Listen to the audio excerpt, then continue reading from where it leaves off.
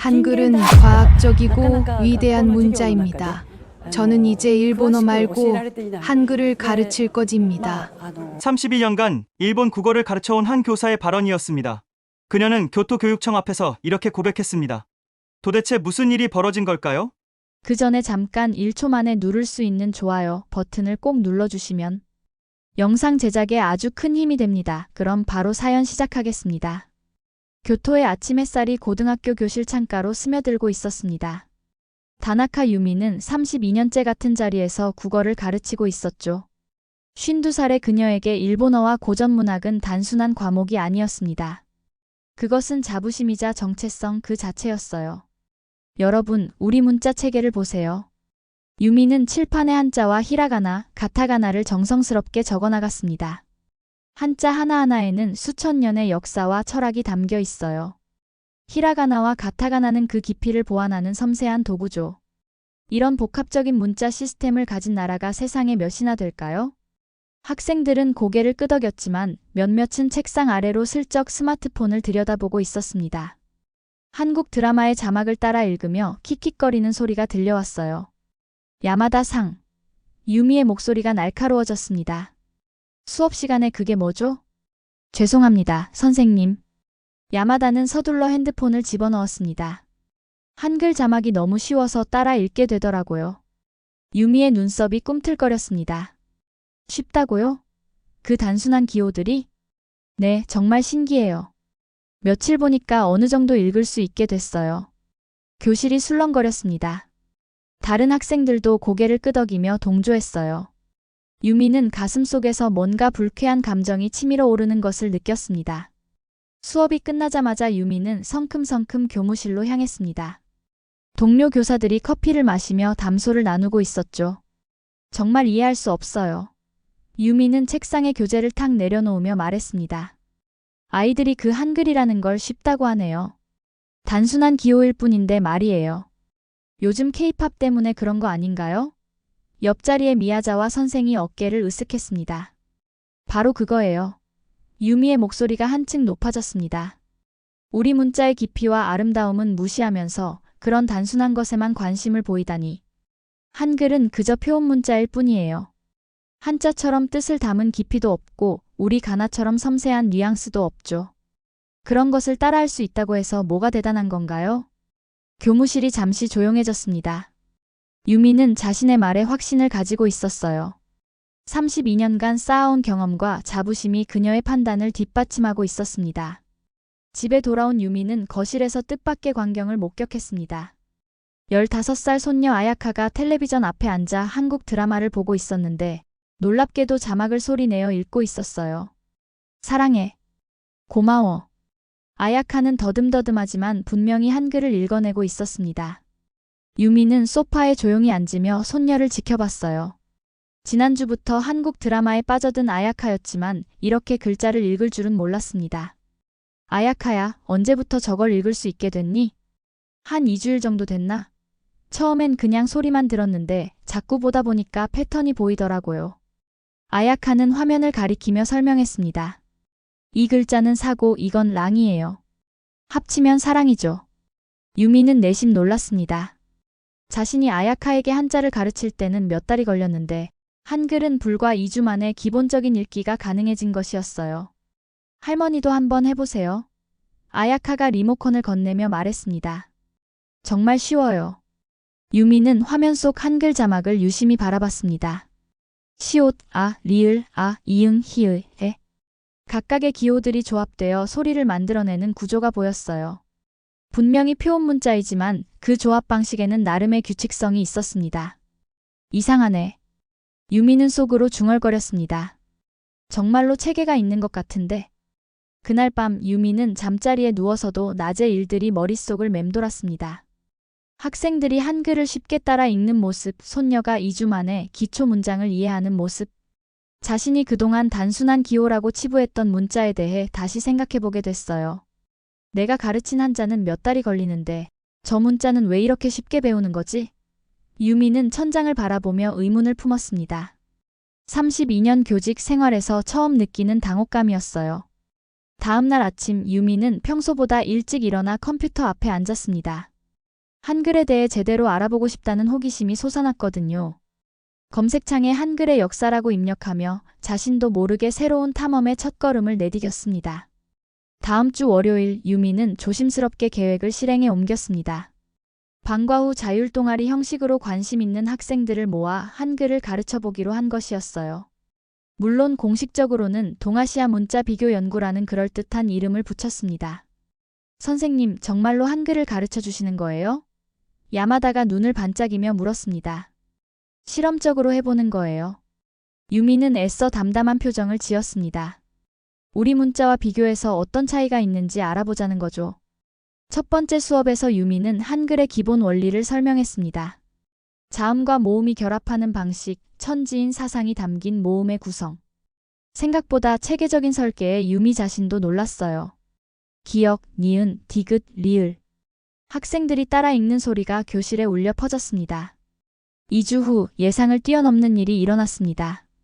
평소 영어와 한자를 어려워하던 타나카 학생이 한글 단어를 척척 읽어내기 시작한 것이었어요. 사과, 바나나, 딸기. 타나카는 자신감 넘치는 목소리로 과일 이름들을 읽었습니다. 어떻게 이렇게 빨리 익혔니? 유미는 놀라움을 감추지 못했습니다. 한자는 모양을 외워야 하는데 한글은 소리를 조립하는 느낌이에요. 타나카가 설명했습니다. 아는 항상 아 소리고 기억은 항상 기억 소리잖아요.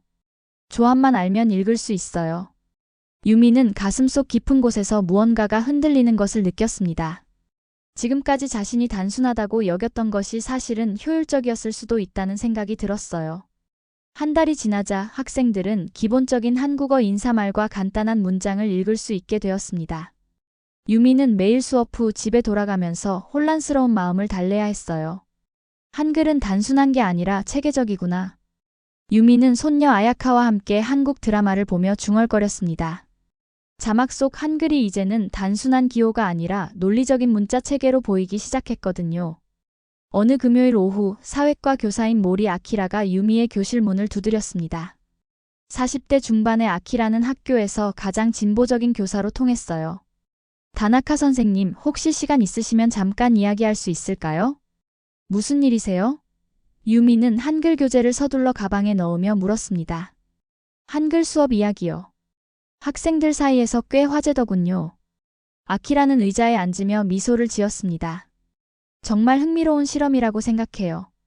유미는 잠시 당황했습니다. 비밀스럽게 진행하던 일이 들킬 줄은 몰랐거든요. 실험이라고 하기엔. 유미가 말끝을 흐렸습니다. 아니에요. 정말 좋은 시도라고 봅니다. 아키라는 진지한 표정으로 말했습니다. 요즘 글로벌 시대의 다양한 언어와 문자를 접해보는 것은 필요한 교육이죠. 혹시 제가 도움을 드릴 수 있을까요? 도움이라니요? 유미는 의외라는 표정을 지었습니다. 사회과 관점에서 한국의 역사와 문화를 연계해서 가르칠 수 있을 것 같아요. 세종대왕의 한글 창제 과정, 그 시대의 사회적 배경. 아키라의 눈이 반짝였습니다. 유미는 고민에 빠졌습니다. 지금까지 혼자서 조심스럽게 진행해오던 일에 다른 교사가 개입하는 것이 부담스러웠어요. 더구나 아키라는 자신과는 정반대의 교육 철학을 가진 사람이었습니다. 글쎄요. 저는 그냥 문자 자체에만 관심이 있는데 그것도 좋죠. 하지만 문자는 문화와 떨어져서 생각할 수 없어요. 아키라는 열정적으로 설명했습니다. 한글이 만들어진 배경, 백성을 사랑하는 마음에서 나온 문자라는 점. 이런 것들을 알면 학생들이 더 깊이 이해할 수 있을 거예요. 다음 주부터 아키라가 수업에 합류했습니다. 처음에는 두 교사 사이에 미묘한 긴장감이 흘렀어요. 유미는 정확한 발음과 문자 구조에 집중했고 아키라는 역사적 맥락과 문화적 의미를 강조했습니다. 선생님들, 의견이 다르신 것 같은데요? 학생 중 하나가 조심스럽게 물었습니다. 유미와 아키라는 서로를 바라보며 웃음을 터뜨렸습니다. 차이점이 있었지만 학생들에게 도움이 되고 싶다는 마음만큼은 같았거든요.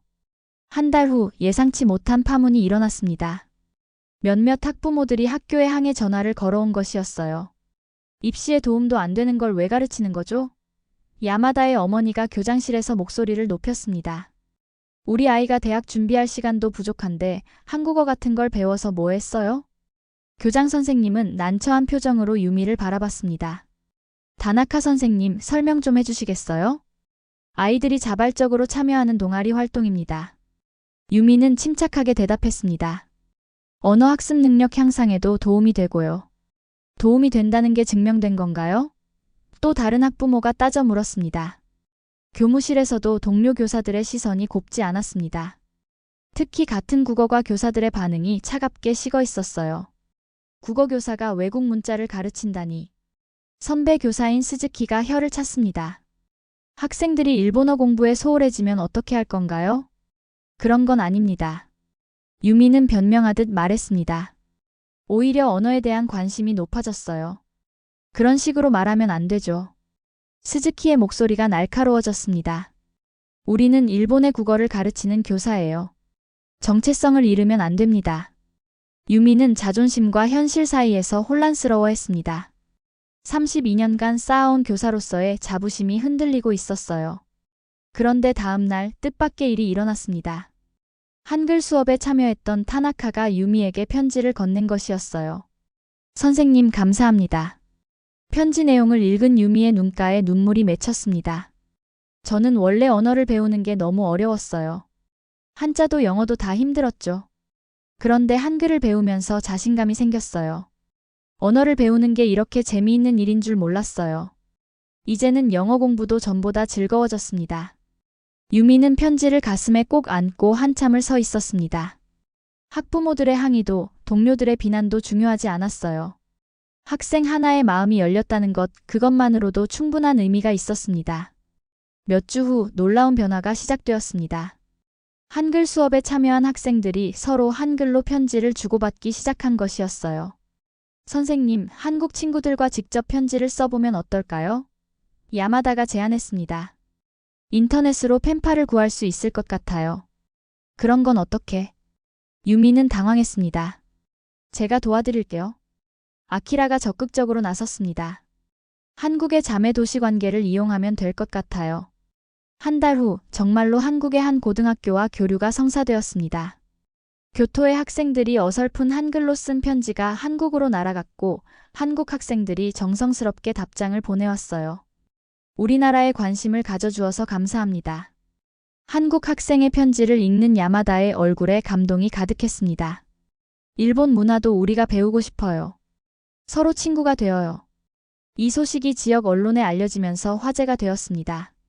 다른 학교 학생들도 한글을 배우고 싶다는 요청이 쇄도했어요. 우리 학교에서도 한글 수업을 할 수 있나요? 이웃 학교 교장들이 문의 전화를 걸어왔습니다. 교토시청에서도 관심을 보이기 시작했습니다. 관광 담당 공무원이 학교를 방문해서 수업을 참관했어요. 한류 열풍으로 한국 관광객이 늘고 있어요. 공무원이 설명했습니다. 시민들이 한국어를 배울 수 있다면 관광 산업에도 도움이 될 것 같아요. 유미는 상황의 변화에 놀라워했습니다. 자신이 호기심으로 시작한 작은 실험이 이렇게 큰 파장을 불러일으킬 줄은 꿈에도 몰랐거든요. 선생님, 이제 정말 자신 있게 말할 수 있어요. 타나카가 환한 미소를 지으며 말했습니다. 한글은 정말 과학적인 문자예요. 배우면 배울수록 신기해요. 그날 밤 유미는 자신의 일기장에 적었습니다. 나는 한글을 단순하다고 생각했다. 하지만 단순함 속에 깊은 지혜가 숨어 있었다. 학생들이 나보다 먼저 그것을 발견했다. 지역사회에서는 한국어를 제2외국어로 검토해야 한다는 여론이 형성되기 시작했습니다. 개인의 작은 실험이 사회적 물결로 확산되고 있었어요. 드디어 결정적인 순간이 찾아왔습니다. 교토교육청에서 공식 참관단이 유미의 수업을 참관하러 온 것이었어요. 긴장하지 마세요. 아키라가 유미의 어깨를 두드렸습니다. 지금까지 잘 해왔잖아요. 참관단에는 교육청 장학관 2명과 언어교육 전문가, 그리고 지역 언론사 기자까지 포함되어 있었습니다. 유미는 가슴이 두근거렸어요. 오늘은 한국 속담을 배워보겠습니다. 유미는 떨리는 목소리로 수업을 시작했습니다. 원숭이도 나무에서 떨어진다. 야마다가 또박또박 읽었습니다. 무슨 뜻일까요? 유미가 물었습니다. 아무리 잘하는 사람도 실수할 수 있다는 뜻이에요. 타나카가 자신 있게 대답했습니다. 일본 속담 사루모 키카라 오치루와 같은 의미죠. 참관단의 표정이 놀라움으로 변했습니다. 학생들이 한국어를 읽을 뿐만 아니라 의미까지 정확히 이해하고 있었거든요. 가는 말이 고와야 오는 말이 곱다. 다음 속담을 읽은 학생이 설명을 이어갔습니다. 남을 대하는 태도가 그대로 돌아온다는 뜻이에요. 장학관이 질문을 던졌습니다. 한글을 배우는 게 어떤가요? 처음에는 어려울 줄 알았는데 생각보다 체계적이어서 놀랐어요. 학생이 대답했습니다. 자음과 모음의 조합 방식이 논리적이에요. 한자보다 쉬운가요? 쉽다기보다는 다른 방식이에요. 야마다가 신중하게 말했습니다. 한자는 모양을 외워야 하지만 한글은 소리를 조립하는 거예요. 각각의 장점이 있어요. 수업이 끝난 후 장학관이 유미에게 다가왔습니다. 정말 인상적이었습니다. 학생들의 수준이 예상보다 훨씬 높네요. 유미는 마침내 자존심을 내려놓았습니다. 처음에는 한글을 단순한 문자라고 생각했어요. 유미가 솔직하게 털어놓았습니다. 하지만 가르치면서 깨달았어요. 한글은 단순한 게 아니라 과학적이었습니다. 세종대왕의 애민정신이 담긴 위대한 발명품이었어요. 교육청 관계자들이 고개를 끄덕였습니다. 오만했던 주인공의 완전한 반전이었어요.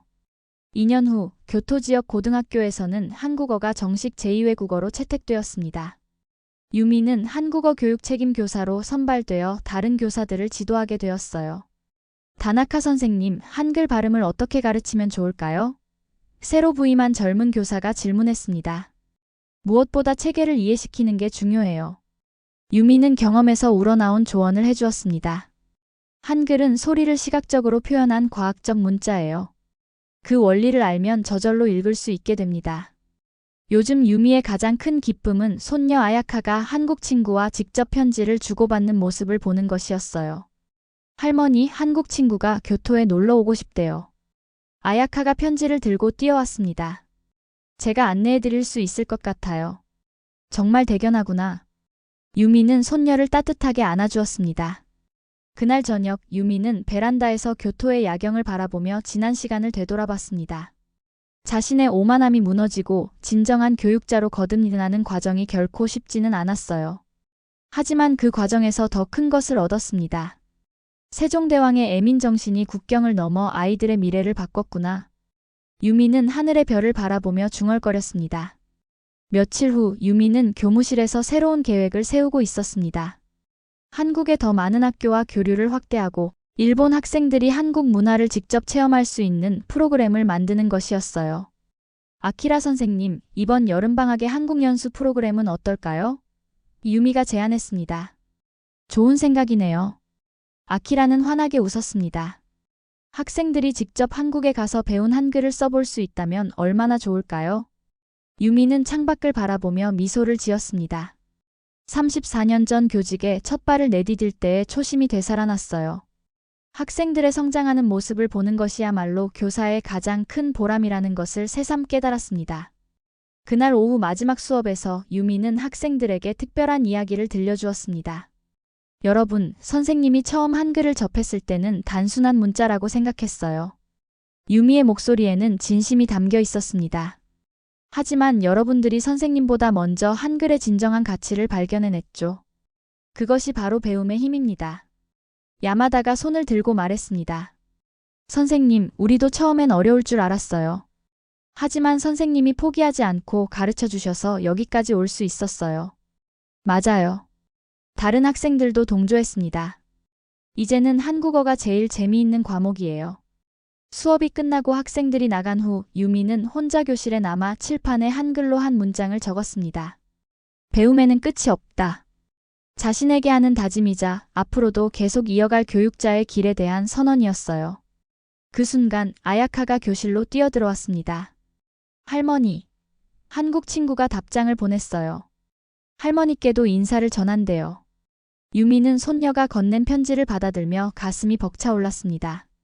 한 글자 한 글자 정성스럽게 쓰인 한글이 이제는 단순한 기호가 아니라 마음과 마음을 잇는 다리로 보였어요. 자존심의 몰락에서 시작된 이 여정이 결국 진정한 교육자로서의 승리로 끝났습니다. 유미는 창밖으로 지는 석양을 바라보며 내일 또 새로운 학생들과 함께 만들어갈 이야기를 그려보았습니다. 세종대왕의 위대한 유산이 오늘도 국경을 넘어 새로운 희망의 씨앗을 뿌리고 있었어요. 영상 시청해주셔서 감사합니다. 오늘의 감동만만세 사연 어떠셨나요? 감동적인 이야기가 여러분의 가슴에 와닿기를 바랍니다. 여러분의 뜨거운 의견을 댓글로 남겨주시고, 이 영상이 여러분의 가슴을 울렸다면 구독과 좋아요 그리고 공유를 부탁드립니다. 대한민국의 위대한 이야기가 더 많은 사람들에게 전해질 수 있도록 함께 해주세요. 저는 다음에 더 좋은 사연으로 돌아오겠습니다. 감사합니다.